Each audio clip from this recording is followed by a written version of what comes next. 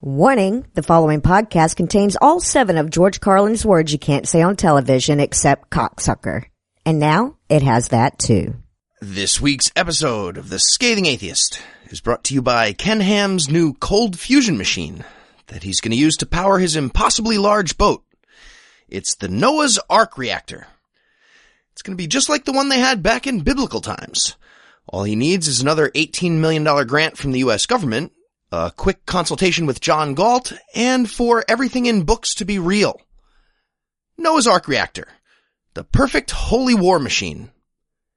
And now, the Skating Atheist. Hi, I'm Oslo P. Eshu from the Law Officers of Oslo P. Eshu, Kangaroo Law. Have you or someone you love been attacked by a kangaroo? Call me, and I'll fight for you. We did in fact evolve from filthy monkey men, but kangaroos didn't, and that's why they're bastards.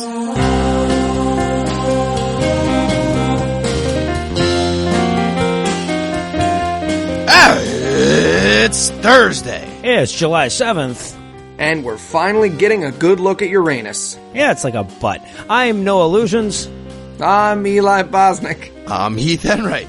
And from New York, New York, Seattle, Washington, and Valdosta, Georgia, this is the Skating Atheist. On this week's episode, Tim Tebow disappoints one last fan. The sequel to Christian Mingle gets a lot more interesting with a new lesbian angle. And Mohammed's rambling drunken Facebook post of a revelation continues. But first, the diatribe.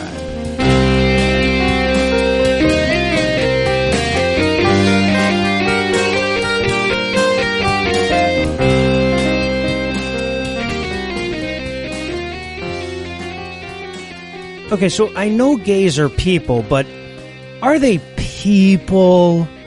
I mean, equal rights, sure, but all the equal rights? That's asking a little much, isn't it? No? Then why the fuck do we keep acting like it is? I mean, don't get me wrong, there's definitely social progress to applaud over the last decade or so, but this piecemeal way that we're doling out equality is insane. It's like we've decided to switch which side of the road we drive on, but we're doing it one make of car at a time. Look, there aren't two sides to this issue. On one side, we've got at least 15 million Americans who want all the same shit the other 304 million of us get. And on the other side, we got a bunch of bigots who think that they're gross or sinful or whatever adjective they want to wrap their bigotry in. And yet, as a society, we're still pandering to those bigots. And even many of us allied with the oppressed minority are hesitant to dismiss their prejudice entirely. You know, in the wake of the Obergefell decision, I couldn't count how many times I heard people allied with the LGBT cause say stuff like, well, the Christians need to pipe down because it's not like the law is going to force them to let gay couples marry in their churches. It's not like the law is going to force pastors to preside over gay weddings. I've even heard atheist allies say, nobody wants that. But why the fuck wouldn't we? You know, if churches provide a service, they need to provide that service for everybody. If a church turned gay people away at the door for the Sunday sermon or turned homeless gay people away from their soup kitchen, they should be treated no differently than a diner that turns away black people or a movie theater that turns away Jews. And if one of the services they provide is weddings, they should have to provide those services for anybody that's legally allowed to marry. So ultimately, yes, we are going to force Christians to marry gay couples in their churches. We're going to force any pastor or priest who performs marriages to do it for any couple, regardless of their sexual orientation or his bigotry. And along the way, we're going to sue churches out of existence and turn them into coffee shops and sex toy emporiums. Either that, or we're going to give in to bigotry and stop short of equality. Look, Christianity has drawn a line in the cultural sand here, and it is our moral obligation to cover it over with our footprints. I mean, I know there are plenty of progressive churches out there that embraced the LGBT community a while back, and still more just see the writing on the wall and don't want to dig their heels in on a fight they can't win. But the dominant Christian voice on this issue is anti-gay, and the dominant anti-gay voice is Christian. And the numbers bear this out. You know, according to the most recent surveys I could find, between 44 and 53% of Americans believe that homosexuality is a sin. And when you consider that only about 3/4 of Americans have a religion that believes in sin, you figure that even on the low end, more than 60% of American Christians still agree that God hates fags, as long as you don't word it that way. Now look, you and I know how this plays out.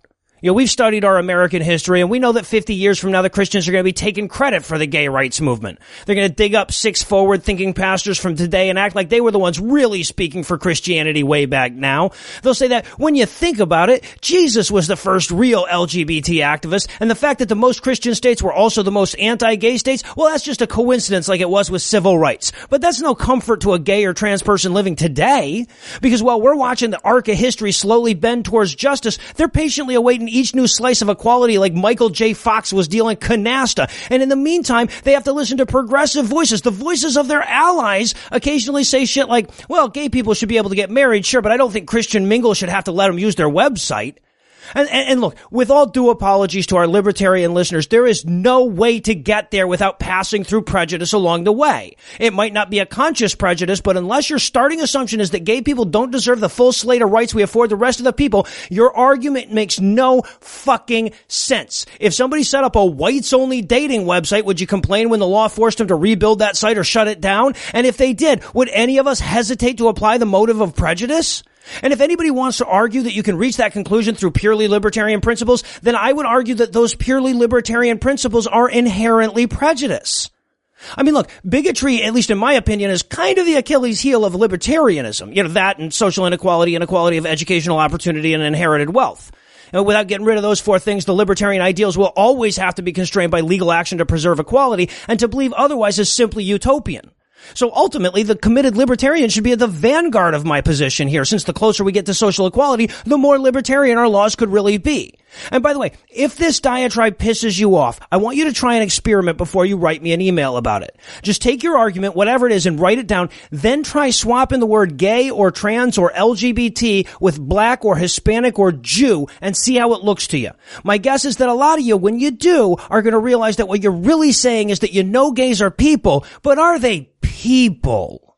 They're talking about your Jesus. We interrupt this broadcast to bring you a special news bulletin. Joining me for headlines tonight are the Calvin and Hobbes of humanism, Heath Enright and Eli Bosnick. Fellas, are you ready to take the world in your hand and transmogrify it? It's amazing what they're doing with cardboard these days. Absolutely. Isn't it? Fuck you, Bill Watterson. Oh, I'll just break a generation's heart so nobody makes a stuffed animal. Where are you now, Bill? You're dead. You're dead. That's right, Bill. No one over 30 knows who you are. Sorry. Who shows? We know Bill is still alive. Now, before we even get started this week, I do want to offer a quick correction, though, to something I said in last week's show. We were talking about that dumbass book that Eli read, and in it, that chick said that some friend of hers prayed away her Lyme disease. Anyway, during the conversation, I said that Lyme disease goes away in 2 to 4 weeks without treatment. And right up until the without treatment part, that sentence was correct. It normally goes away in 2 to 4 weeks with a regimen of it. Yeah, it wasn't even written in the notes. I don't know why the fuck I said it. So normally we do corrections at the end of the show, but when I accidentally say something that dangerously stupid, I kind of like to tackle it right up front. Excellent. But to clarify, we are still standing by the fact that I can fuck away your chronic Lyme disease. Oh, yes, absolutely. I know it's anecdotal, but I do not have chronic Lyme disease, so that at least supports the hypothesis. Yeah. And my dick is so small, it counts as a homeopathic treatment. So, you know. Well, then it's completely unregulated. Awesome. In our lead story tonight, from the bigot pharmaphile. Thanks to that hooker Obama hired to choke out Antonin Scalia, the Supreme Court's conservative bloc was unable to get the 4 votes they needed in order to hear a case about religious pharmacists refusing to do, their fucking jobs and give people the thing it says on the paper from the doctor. In particular, birth control. They won't do that. Surprise, surprise. Yeah. In other news, they also refused Higgins versus Bisbee about whether or not someone can hear you if they're going la la la la la. So, here's what happened. Apparently, putting pills in a bottle from a raised platform while wearing a lab coat for no reason became way too difficult for several Christians in Washington state, because occasionally those pills were being used to prevent ovulation, which is the same as murdering a baby, according to the Bible? Maybe? It doesn't say that anywhere in the Bible, but that's the story we're getting. I have no idea. Well, okay, but what if we made a tiny little swinging robot and then sent it into the uterus to abort the fetus with a tiny little rock? I mean, I feel like the Bible would be on our side at that point, and apparently that's easier than just expecting Washingtonian pharmacists to do their fucking jobs. Fun fact, that was originally the plot of Big Hero 6. And I gotta say, as someone who's currently in Washington State, I can verify that putting pills in a bottle would by far be the most challenging job I've seen someone do all week. Seriously, 2 coffee shops that serve raw milk. 2. Oh, God. So, this was actually a refreshing piece of good news here. Thanks to 5/8 of 8/9 of the Supreme Court being sensible human beings on the topic, these pharmacists will not be permitted to waste everyone's fucking time with arguments about how medical professionals should be allowed to run their business like Ron Paul would run a restaurant, which I'm assuming would have a clown statue out front that says, "You must be this white to eat here." Clanny the Clown makes some very upsetting balloon animals. Our search for a mascot may have ended there. And in Maya news tonight, a 7,000-year-old indigenous temple in Mexico was vandalized last month by a group claiming to be Jehovah's Witnesses. And I say claiming to be because the official J-Dub spokesfolks in Mexico are feverishly denying it. But let's face it, no non-Jehovah's Witness has ever claimed to be a Jehovah's Witness. Now, I should be clear here that the charge that connects the J-Dubs to this act comes from a single source, but according to Luis Perez Lugo, a professor at the University of Chapingo, who visited the site in the wake of the vandalism, a group of Jehovah's Witnesses were there and took credit for it, and then called the ancient religious site piggish garbage that wasn't in the Bible, and therefore an offense to God. And in defense of Lugo's story, that is what the Bible says, more or less. Of course, yeah, we still could find out that a J-Dub dropped the piano on Lugo's brother's head or something, so take it with a grain of salt. But as of now, that's the only lead we've got on whodunit. And you know what else is piggish garbage that's not in the Bible? Dressing like Dwight Schrute and trespassing on other people's property all day. Pretty sure. As it turns out, yes. And even if this story turns out to be just like random vandals instead, I think we get bonus religious bullshittery points because either the J-Dubs did it because the devil, or the guy who found the vandalism hates J-Dubs so much he was like, you know who I'm gonna frame? Those little Spanish ladies who stand with a wet copy of the Watchtower not talking to anybody in the New York subway. Get a new one, lady. Just get a... Why? Did you laminate it? So according to Mexican archaeologists, the site that was targeted was among the oldest pre-Hispanic religious temples still used by indigenous people. The site is also said to be to the Otomi Indians what Mecca is to the Muslims. And as stupid as I find the obligatory annual Kaaba hokey pokey or whatever, I don't have to think Athena popped out of Zeus's forehead to want to preserve the Acropolis. I mean, come on, this is a dick thing to do. I want to go to the real Chuck E. Cheese, where the real Chuck is. And in Fumble Yourself Before the Lord news tonight, Christian, football player, and person you want around the most if you want to get rid of a football so nobody accidentally catches it, Tim Tebow, proved himself to be quite the hero this week by wishing someone sick would get better. I've heard that maple syrup also helps sometimes. Yeah. And then you go to jail. A handful of that is probably the only way you're going to catch a Tebow pass. So, according to Facebook, which is where we get our news now because we're a bad alternate America in a comic book, and Noah says I can't kill myself to escape, the former pitcher for the New England Hawk Bengals, I ran out of sports when I knew he was bad at it. I ran out. I'm sorry. He was on a flight from Atlanta when an elderly man began having heart problems and went unconscious. So, according to the Post, people from, quote, all over the world and of every ethnicity, end quote, attempted to resuscitate the man. So apparently, like, the cast of It's a Small World After All was also on the plane trying to get this guy back to life. Anyway, while other people were doing real stuff like chest compressions, running an IV, and shocking the guy with that machine that I've repeatedly been told isn't for my dick, Tim Tebow stepped in like the hero that he is and prayed with the man's family. And according to the Facebook post, that is making a stand for God. I see. You know what, though? I really can't say shit because I'd have probably just been listening to a podcast and mumbling, I bet we're never getting to O'Hare now under my breath. Sorry, it's a rude place to have a heart attack. Nobody forced that bacon down your arteries, but me and Tim Tebow's response would have at least been equally useful. I could comfort myself with that. Yeah, you know where they have great hospitals? JFK. Call ahead, see if they'll let us off the plane first. We can do it. So in spite of Tim Tebow doing nothing, this has caused a storm of media attention, inspiring headlines like, quote, Tim Tebow comes to the aid of airline passenger during an emergency from Sports Illustrated, and Tim Tebow helped passengers during in-flight medical emergency from NBC News, all while conveniently ignoring that while they were able to get the guy's pulse back, he later died at the hospital. Exactly. And you see, this is the other side of that whole abortion argument that you never hear. If Tim Tebow's mom listens to her doctor, maybe this airplane guy is still alive. I'm just saying. Think about it. Heath, I think I speak for many of our listeners when I say we're tired of you bringing up that Tim Tebow shouldn't have been aborted every week on this show. We know your opinion. I just wanted it to happen the one time. Anyway. Okay, so I want to be clear here. There is nothing funny about someone dying on a plane. That's tragic. Thoughts with the family, of course. But there is a lot funny about taking credit for saving someone's life through magic wishing, and then they die anyway. So, gentlemen. Yeah, exactly. Any suggestions for alternate headlines for any news outlets that want to do follow-up coverage?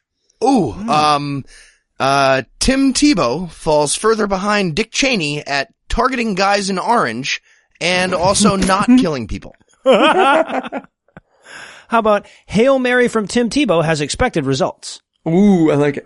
Tim Tebow, slightly better at saving lives than football. Steve Spurrier remains the only Heisman winner from the Florida Gators to succeed at a thing after college. And in open-faced apology sandwich news tonight. On his way home from a trip to Armenia last week, during which he was once again unable to catch that wascally wabbit, Pope Francis told reporters that the Catholic Church should probably apologize to all those people infected with the gayness. His words, not ours. Right. Or at least apologize to one of them. This is really weird. According to wise Mr. Jowl, quote, I think the church must not only apologize to a gay person it offended, but we must also apologize to the poor, to exploited women, and to children forced into labor, end quote. You know, basically all the stuff we've been directly and indirectly responsible for like 1,000 years. I'm the good Pope. Yeah, right. Plus, apologies don't cost us shit. The important thing is that we keep doing the exact same shit we're apologizing for. Yo, I am so sorry for raping this kid right now in front of you guys. And tomorrow, probably. Yeah. Anyway, back to the sodomite issue. After being asked if he agreed with Cardinal Reinhard Marx that the church owes gay people an apology for all the dehumanizing, the Pope responded by pointing out that the gay community's existence is kind of obnoxious to normal people. But then he added the following, and this is the compliment part, by the way. Beyond to that one guy. Yeah, quote, right. Someone who has this condition, who has goodwill, and is searching for God, who are we to judge? End quote. You're the guy who talks to God, apparently, like directly Yeah, right. to God. I never wonder aloud what lies at the heart of Noah. Yeah. Right. It's intravenous puppy blood pumped in every night by a team of castrated Oompa Loompas, and you know because you asked. Oh, I wondered why their voices were so low. Well, apparently, the Vatican thought this might have sounded mildly offensive, the line about the condition. So they released a statement following the Pope's remarks and clarified that the word he used for condition actually means something more like situation. Which makes it much better. Yeah. So if you have a gay situation, like, you know, you're a man with a penis in your mouth and you're also trying to be Christian, then the Pope's not going to judge you. You're fine. I see. It's like Leap. Don't worry about accidentally getting a dick in your mouth. If you slip and fall and then decide to do your push-ups for the day while your mouth is on another guy's dingo, the Pope gets it. The Pope gets it. Right, but does that mean...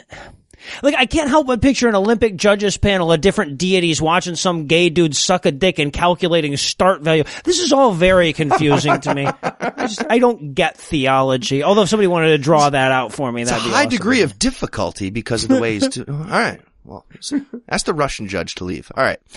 And perhaps the best part of this whole story, by the way, is the meltdown response we got from Catholic League President Bill Donahue. It was beautiful. Who looks like Truman Capote in a Wendy's commercial. Wendy's new jalapeno chicken sandwich is so spicy it's turning up the heat. So during a recent appearance on CNN, Donahue was asked if he's going to apologize to the gay people, like the Pope suggested. And here's some highlights of the answer from Marla Hooch's dad. Quote, no. As a matter of fact, I want an apology from the gays. I've been assaulted by gays. What? I don't want to have that lifestyle thrusted in my face.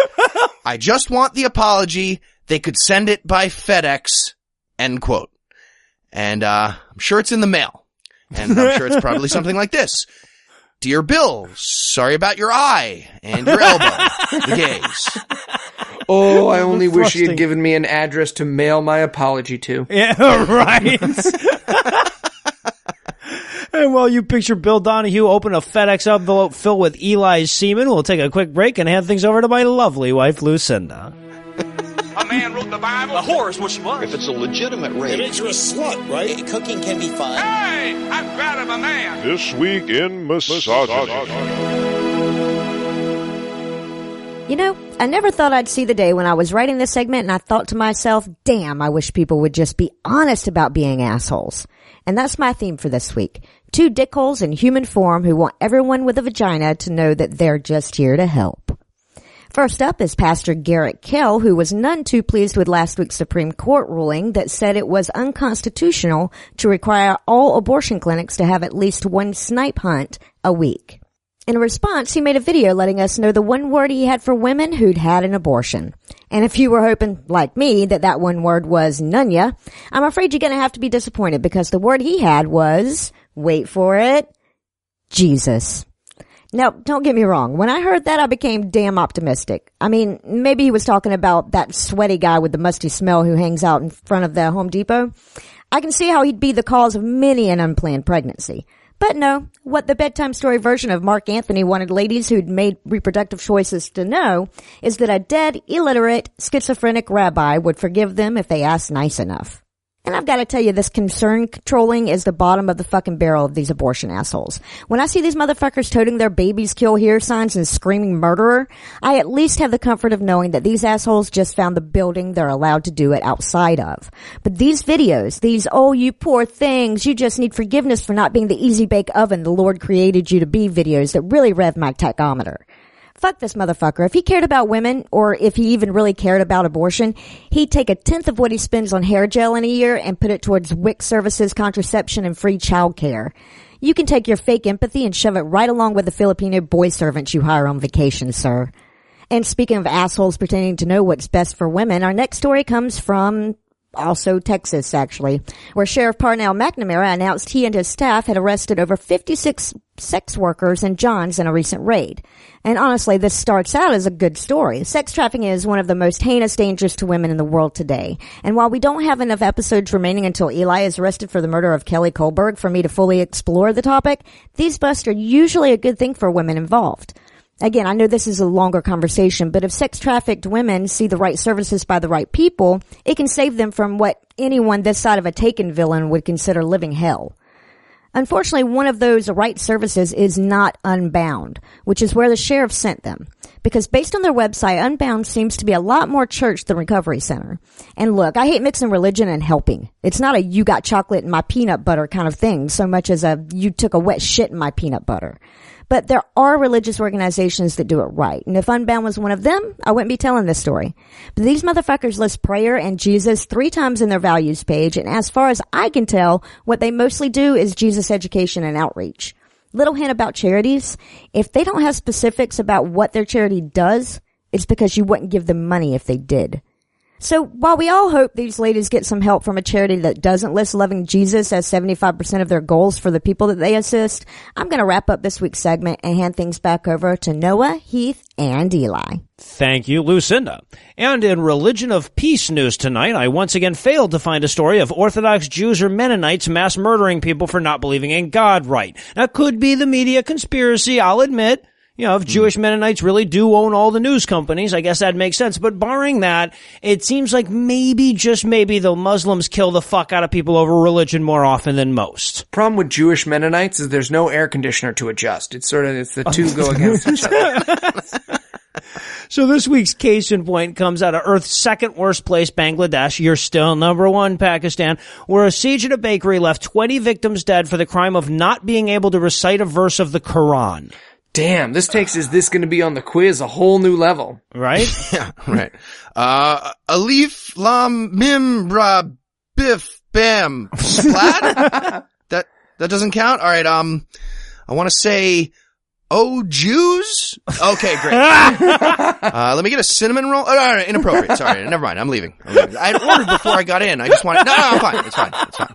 They just called my number when you guys got in here. I don't want to be that guy. It looks delicious. I'm leaving. Jesus Christ. This is all in poor taste. I'm sorry. The Islamic State took credit for the attack and later released pictures of it online, in which it says, now I gotta go straight to people being hacked to death with knives and machetes out of that jokes. Because, you know why? Because Muslim extremists are real Earth's version of action movie bad guys. Anyway, according to authorities, hostages were asked to recite a passage of the Quran, and those who couldn't pass the test were brutally murdered. This brings the number of cases where hostages were selected for execution based on Quranic familiarity to significantly above none, or infinity% above all the other world religions combined. We gotta up our game. Start murdering people who don't know Diatribes Volume 1. Right? Now, to be fair, though, about a third of the victims were Japanese foreign aid workers, and as I understand it, they were Eastern imperializing the shit out of Bangladesh. Like food, water, shelter, a bunch of shit. And in Turn Your Head 360 and Cough news tonight, the Washington Post, thank you. The Washington Post decided to take a break from being a news source and give publishing dangerous and insane ideas a try last week. It's nice to mix things up, like reverse cowgirl. Yeah, in that someone's getting fucked and quite possibly shit on. Yeah, good analogy. Oh, apparently I've been doing that all wrong. Anyway, the article, written by Richard Gallagher, a board-certified psychologist, which, to clarify, means he sees patients without a Surgeon General's warning tattooed on his forehead, is about his very real experience with demonic possession. What? Yes, this doctor believes that demons from hell can control people's bodies and communicate with the living. Yeah, it's all those MMR vaccines and Nazi apples. You can't put that stuff in your body and expect to avoid demons your whole life. I guess. Check out Heath's new episode of Be Reasonable. So the article, which starts out like all Christians who are about to say something stupid and crazy by listing all the not stupid, not crazy places he studied, and then he totes believes in science and reason, takes a hard right turn as he describes his encounters with a satanic priestess in the 1980s, and not the fun kind of encounters like Noah had. No. Well, to be fair, mine were in the 90s. A lot less Bush. Oh, mine were in their teens with no Bush. It's all personal preference. All personal. I appreciate you saying teens. Plausible deniability. The Heath Enright story. 12 teen. So, in the article, he claims that he was convinced of her being chock full of demons by her extraordinary ability to, quote, tell people their secret weaknesses, such as undue pride, end quote. Not adding, and also there's no way she could know I picked the 3 of clubs. Yeah, right. How could you possibly know that I'm not living up to my potential and sometimes feel sad for the opportunities I've missed? Tell me your secrets, warlock! And look, it's fun and games to picture some goth chick just blowing this asshole's mind with cold channeling. His career and this article actually take a pretty sinister note. Because in his capacity as a board-certified psychiatrist, quote, over several hundred consultations, I've helped clergy from multiple denominations and faith to filter episodes of mental illness, which represent the overwhelming majority of cases, from literally the devil's work, end quote. Or in layman's terms, I've helped some people and told other people suffering from mental illness that they're filled with monsters. Yes, exactly. And finally tonight, from the OK Stupid question file. Okay, stupid question. Should gay people be allowed to purchase goods and services? My mind's telling me no, but my body's telling me yes. Well, despite all the Christian persecution that would entail, letting gay people buy things, the answer is still yes, they should be allowed to buy things. Or at least yes to one service in particular. Apparently we're doing this one product at a time. And today it's online dating. According to a recent settlement in a class action suit against ChristianMingle.com, the company has agreed to no longer discriminate against customers who happen to be seeking a relationship with an even number of penises. So, 4, 5, 6, 7. Fuck, I'm still out. Yeah, but this is going to make it a lot easier for Christian anime monsters. It's called hentai, Noah. God! That depends on the number of dicks. Hentai is just Japanese for pervert. Debate me on atheistically speaking. Yeah, so this was actually some good news again. If you're a gay Christian man who enjoys long cocks on the beach, you can now officially find love at the world's largest online dating site for fellow believers. Thanks to the ruling, not only will Christian Mingle pay out about $500,000, mostly to cover the legal costs for the plaintiffs, but they're required to provide separate but equal accommodations for same-sex dating. Almost exact words from California law. So, congrats to the gay people, I guess. You're only about 120 years behind the blacks now, so, all smooth sailing from here. Yeah. And I think we should take a moment to point out, for those of you who are going to have to fight with your Uncle Jerry about this on Facebook this week, this is a settlement and therefore is not legal precedent. But even if it were, UFRA is a non-discrimination policy. This works just like the wedding cakes. If you have a product, i.e. a list of dudes to fuck, you can't refuse to sell it to me based on the fact that I want to fuck those dudes. This is not the same as making you create a product for me, which is what your Uncle Jerry is proposing. And he says, now we'd have to do a scathing Christian podcast, or gay bars will have to have straight nights. And look, I know this is confusing and unintuitive, but luckily, friend of the show and lawyer Andrew Torres has written a fantastic article explaining why and how this shakes out the way it does. So all I'm asking is, before you tweet at me about why doesn't Grindr have to start a straight version of the app, reread the nice lawyer's blog. Then we tweet at him or Heath, who will see it sometime next year. Yeah. Okay, so this should be fun. Get the Kim Davis of computer science probably panicked about getting forced to write gay algorithms for matching on this thing. They're written in Python. One guy. Just want one guy. Glad you put that. Movie on Rails. Okay, the one guy is booing now. Anyway, the Kim Davis of advertising is probably going to need some help with this too, now that she's forced to come up with gay names and slogans for the new service. And just in case she locks herself in a jail cell instead, let's go ahead and put 30 seconds on the clock. We'll do it for her anyway. Marketing ideas for the sodomite branch of ChristianMingle.com. Go. All right. How about God dates fags? Because Christians are willing to take your rights and your money. Hinder heartfelt connections. Sodomy harmony. I Oberge fell in love. Maybe fell. Plenty of Swish.com. Get Gomorrah what you love. Ooh. Go Gay Cupid. Find that Sapphic sacred selection. What about ChristianMingle.com/sodomeetcute? We'll never forget our first Leviticus.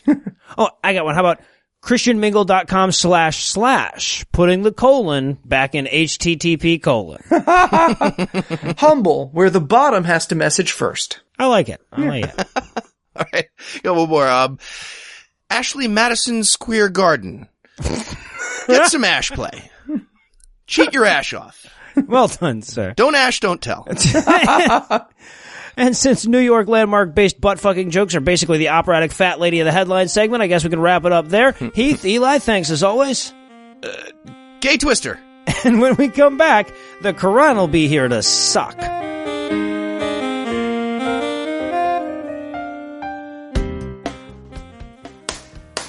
Order, order. Court is now in session. Counselor, you may begin. Your Honor, my client took a job working at Kleenex under the impression that he would be aiding in soothing America's sniffles. It was only after his first day that he was informed that people also use this wholesome product for masturbation. Now, my client is not a smart man or an educated man, but he's not sure if cum is a baby. He must be allowed to abstain from all work on any tissues that could be used for masturbation. Okay, that's not even a little bit reasonable. Your Honor, if I may, this pertains to my case as well. Okay. You see, my client was hired as an auto mechanic. He was told the cars he serviced would be used to bring wholesome goods to folks all across this country of ours. Only after he was hired did he learn to his horror that the products the trucks he repaired might also include the aforementioned Kleenex, which might be used for the aforementioned masturbation. His civil liberties are at stake. Okay, that one was even more bizarre than the first. None of this is how legal stuff works. Okay, I'm sorry, Your Honor, but may I butt in again because this applies to my client as well, namely myself. It occurs to me that if I lose this trial, my client will be forced to fix the trucks that carry the tissues that swallowed the fly. I don't know why she swallowed the fly. Perhaps she'll die. This is all fucking insane. What are you people talking about? Yeah, Rifra's pretty fucking stupid. Single Christians. And fags. Good news. ChristianMingle.com has over 13 million registered members. And now some of them are fags. Nearly 4 million new members in the past year alone. And we'll probably get like 4 fags now. You happy? Every day, members send more than 200,000 messages. I sent one of those messages and met my beautiful wife. Probably because some fucking lesbo didn't get to her first, but whatever. They can now, so... That's good news. Join today and find God's match for you. Or another dude to rub butts with, or whatever they do. I don't know. It's gross. It's gross. Joining is easy and free. Join ChristianMingle.com today. And I guess you can do it if you're a fag now, too. Gross. Gross. We need to build a firewall.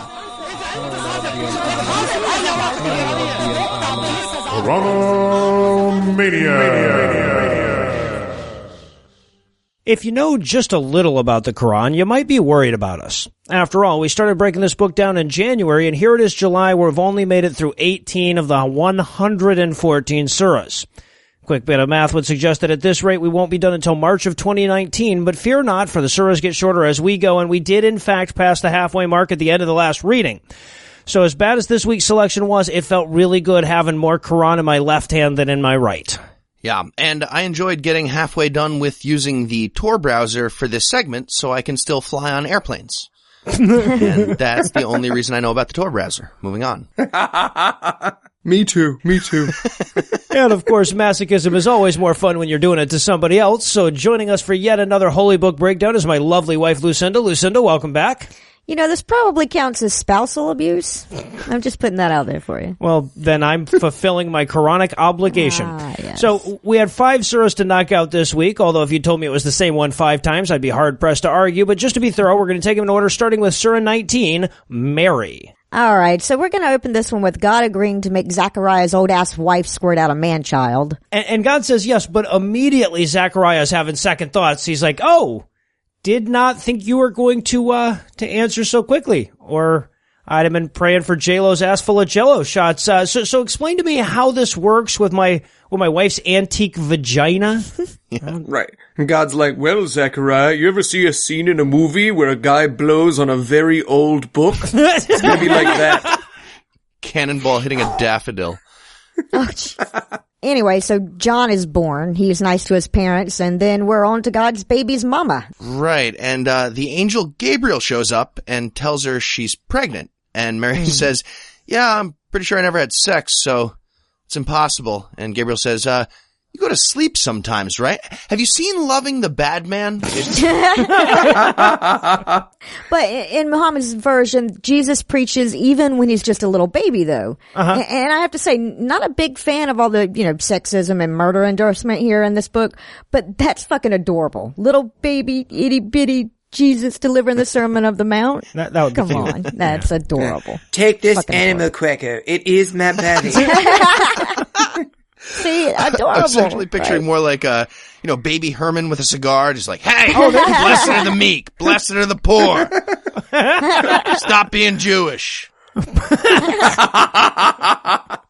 But of course, we brought up Jesus, so the book has to remind us in no uncertain terms that Jesus was not God's son. Mom may have been a virgin, but God was not the Father. Yeah, and this is important, actually. God is omnipotent, apparently, and I guess his resurrections often last more than 4 hours. Well, sometimes 2,000 years, and nobody comes, so, yeah, it's a big problem. Eventually, though. I know the feeling. My jaw's tired. All right, tap, tap, you're good. Tap, tap, it's fine. And then he makes it very clear that the Christians are going to hell. Mm-hmm.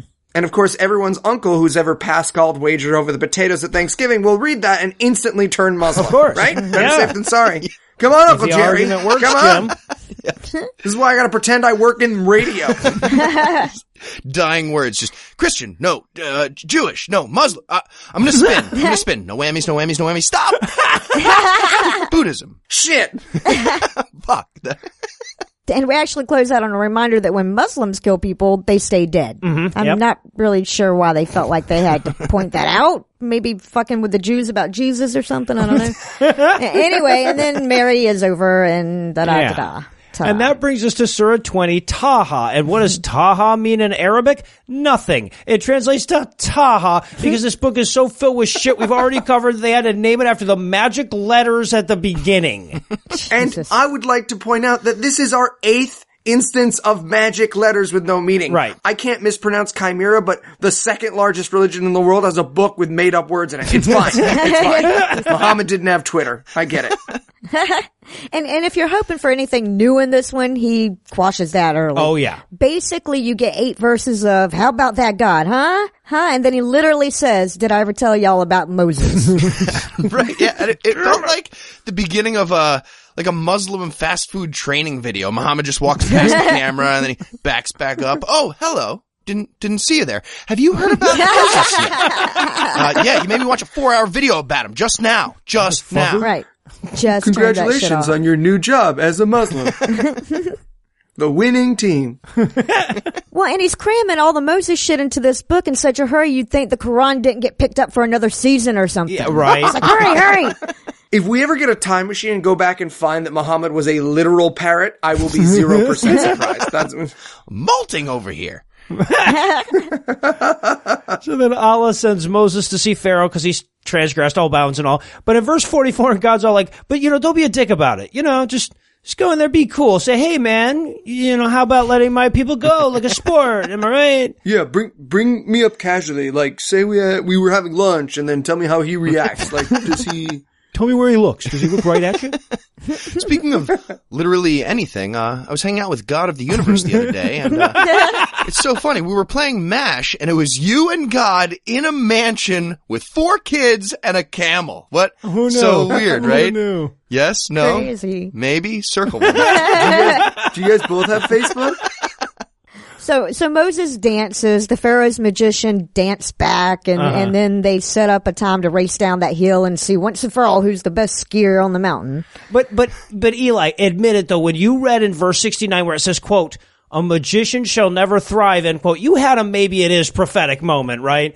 You had like a, oh, fuck it knows. I mean, yeah, bar mitzvahs pay great, but how many rich Jews are really turning 13 in any calendar year? I mean, It's true. I mean, I don't want to be Reza here, but like, if it also means a magician can never be happy, that's some Minority Report shit right there. I'll put a little white hat. Not the yarmulke, but they got like the slightly larger yarmulke. The one cab drivers wear. I'll go for one of those. I feel like bar mitzvahs should do the same thing with magic as they do with dancing. You hire a bunch of black people to have amazing reactions and make it look fun for everybody. An asshole teenager. Except it would be very obvious that those black people did not know anyone at the bar mitzvah. That's a bad plan. Stand your ground, Morty. Stand your ground. Oh, God. Oh, God. I want you to know that I voted for Bernie Sanders and he marched with you people, right? You're a big fan of him. Huh? Oh, shit. Look whose lives matter over here.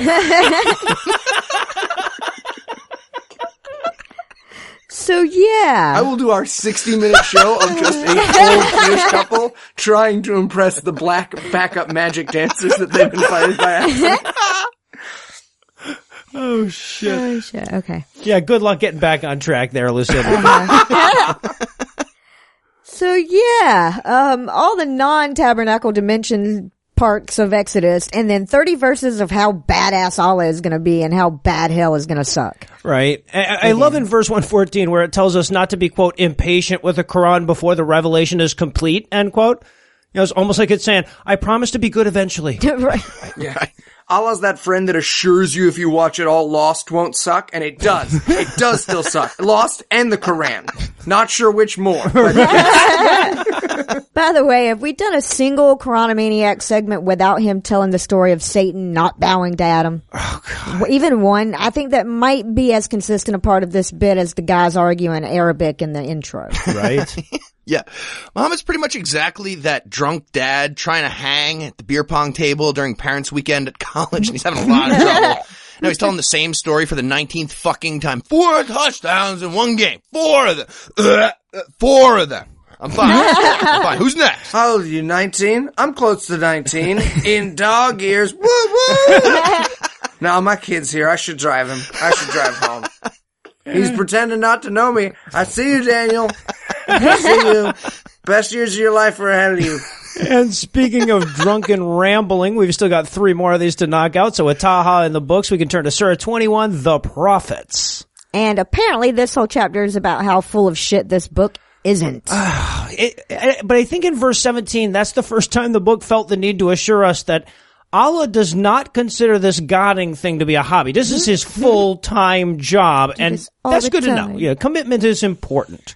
Yeah, what the fuck is this supposed to mean? I mean, are there gods that just aren't in it to win it? I guess the only original thing about this book is that it constantly answers the burning questions I never had or could possibly have about God. I do want to see that, like, hobbyist god, though. Like, the rest of them are all serious and angry at, like, a big god convention. He just walks in.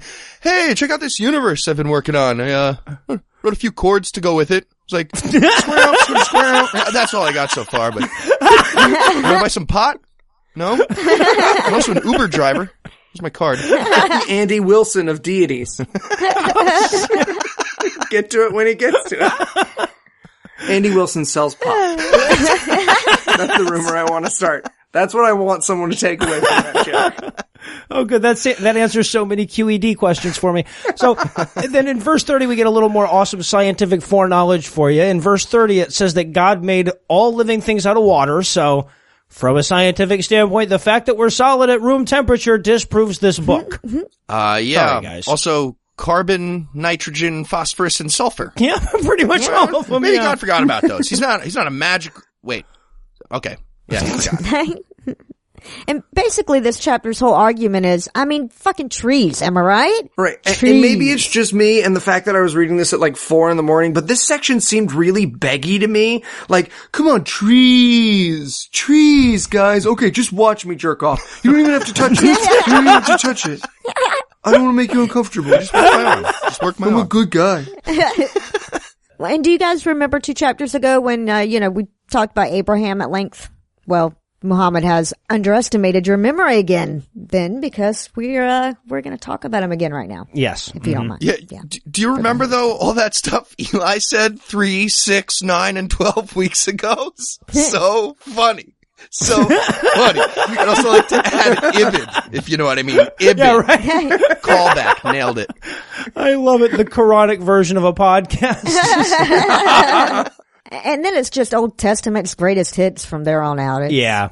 Old. And I have so many sentences in a row that start with, and remember so-and-so? It's like talking to one of your old relatives. I just keep waiting for Mohammed to tell me how he knew me when I was this tall. You're right. And then he gets corrected by his wife from the other room. No, you knew him when he was that tall, remember? We didn't visit for 2 years because his mom was dating a colored fellow, if I remember correctly. It always ends up racist. It always does. Who knows? That could still come out. There's still plenty of time, what with 2 surahs still to go tonight. So that's going to bring us to 22, the pilgrimage. So we start off with this awesome description of the apocalypse where all the pregnant women miscarry and everybody gets drunk. Right. Pretty awesome. So, college. I'm using miscarry. The Jersey Shore? Or Planned Parenthood? Vegas elevator? Can we combine the 2 apocalypses? The apocalypse where you all shit yourself and the apocalypse where all the women miscarry and get drunk at the same time? I mean, it's not a clean night, but it's a fun night. You know what I'm saying? Just let us get our laughs in quick before all the bad shit starts. Then we get another awesome Quranic lesson on embryology. It says, as proof of the end times, mind you, that Allah created us from dust, then sperm, then clotted blood, then a lump of flesh. Yeah. So, just to be thorough, I jacked off on a dirty severed earlobe, but no humans were created, so I'm pretty sure this is bullshit. That's just nasty. Okay, but can I have my earlobe back now? Like the experiment's over? So well, hold on. I'm still using it, doing some peer review on it. I'm still... So then there's this weird bit in verse 15 where it, dares us to build a space elevator? I don't know. Here's the quote. It's not clear at all. Anyone who thinks that God will not help him in the world and the hereafter, let him stretch a rope up to the sky, then let him cut it off and see if his plan can help to remove the cause of his anger. End quote.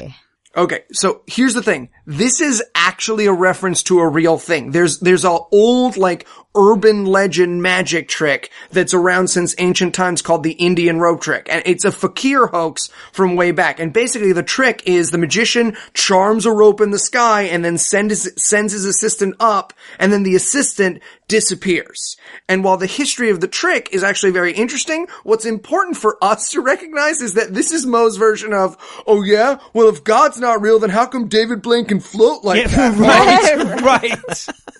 Okay, well, wow, yeah, the Saudi version is way different. It just says atheists should hang themselves. That's what it said in my copy. Alrighty then. Ready? Quote. Whoever thinks Allah will not help him, let him stretch out a rope to the ceiling and let him strangle himself. Oh, wow.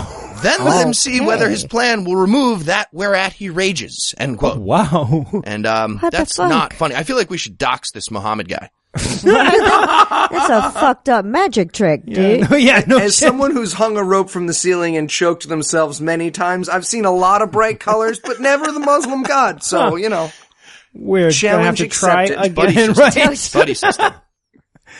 Then we get another one of those parts where you can just hear Muhammad rage jerking it to his own hell description. He's talking about us. He's talking about people who don't worship God. And he says, quote, those who deny the truth will have garments of fire cut for them and boiling water will be poured over their heads. Anything in their stomachs as well as their skins will be melted by it. There will be maces of iron for them. And on like that for an entire holy book, actually. Yeah. Okay, right. But this passage brings up several follow-up questions. One, who is the fire tailor? What's the cut on that? Do they fit perfectly? Are they too small? Inquiring minds want to know. Also, everything in their stomachs as well as their skins will be melted? Yeah, right. Someone's gonna be fine with having their skin melted off, but knowing that mac and cheese they had for dinner is going with them will just be too much. Yeah. I feel like Muhammad's really overthinking the fire torture scenarios he's coming up with. Last time it was a fire cubicle that had waiter service. Yeah, right. And now it's a fitted fire suit, and then the fire suit goes away immediately, so it's useless because of the water getting poured on you, which then melts your skin, but also microwaves your stomach until it's empty somehow. What the fuck is happening? It seems like the scribe was just bringing up nonsense objections to fuck with Muhammad. Like, what if the Jews wear ice pajamas? Fuck, fine. It's a slim cut fire suit. There wouldn't be any room. God damn it.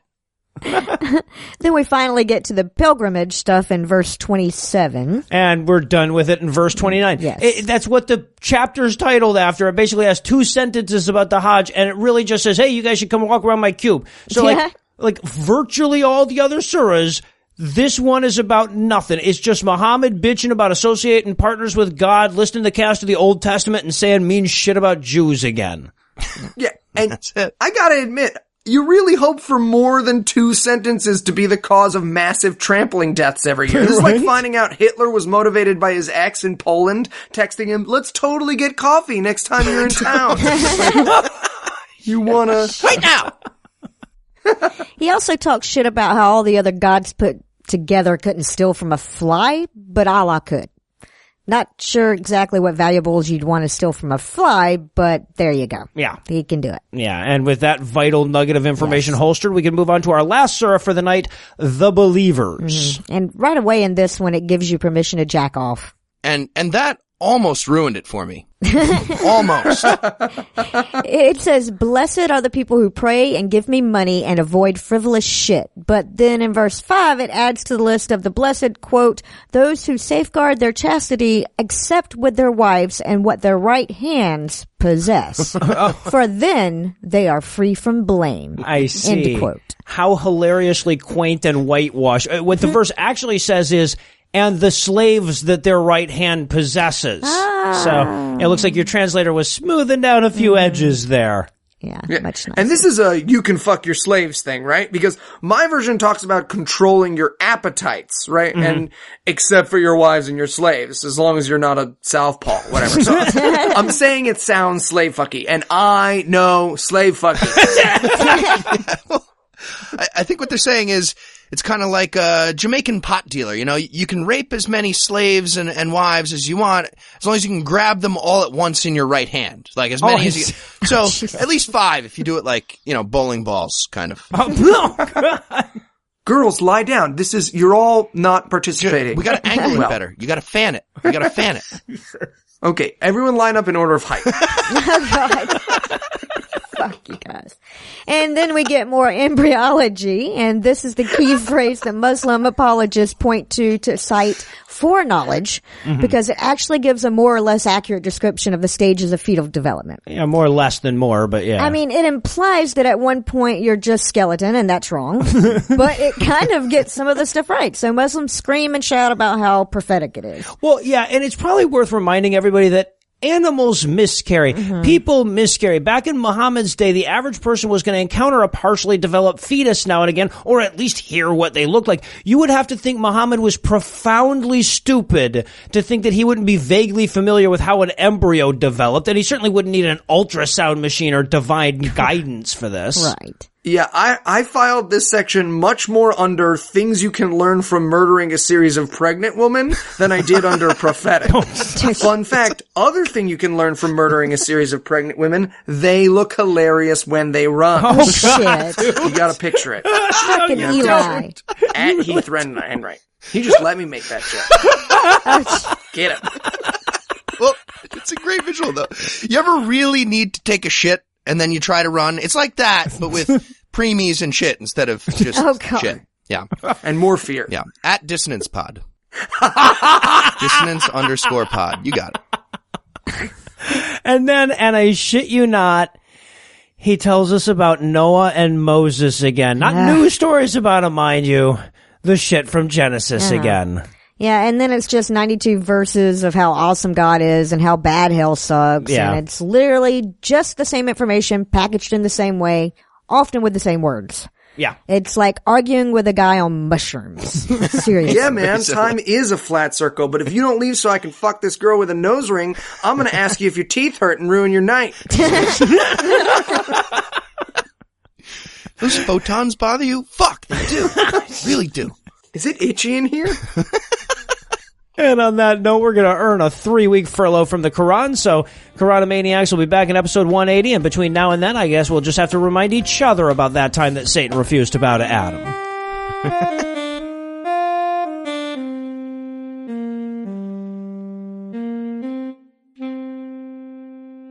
Before we drop the anchor tonight, I wanted to thank whichever enterprising listener it was that created the My Shit Weighs More Than Your Bible meme featuring Eli holding an enormous turd. Of all the times I've seen a giant turd in Eli's hands, this was by far the least disturbing. So thanks for that. If you haven't seen the meme to which I refer, by the way, check out our Facebook page. Always stoked to publish fan art there. Anyway, that's all the blasphemy we've got for you tonight, but we'll be back in 10,022 minutes with more. If you can't wait that long, be on the lookout for a brand new episode of our sister show's Hot Friend God Awful Movies, debuting at 8 a.m. Eastern Time on Tuesday.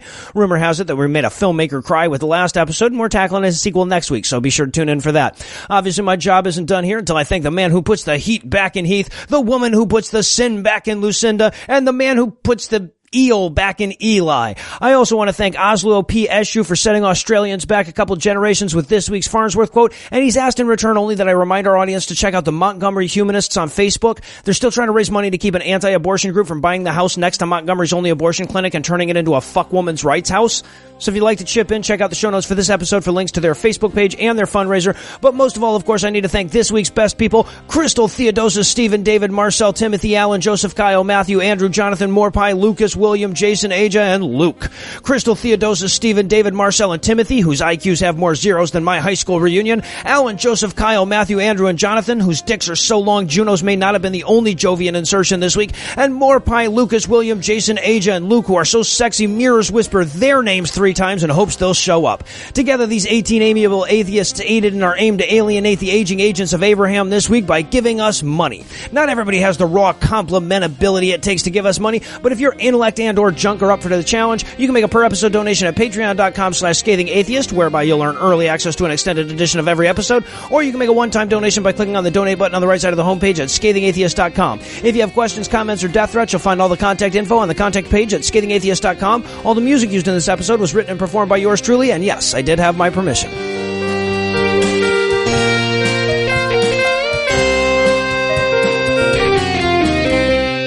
Thanks for the edit.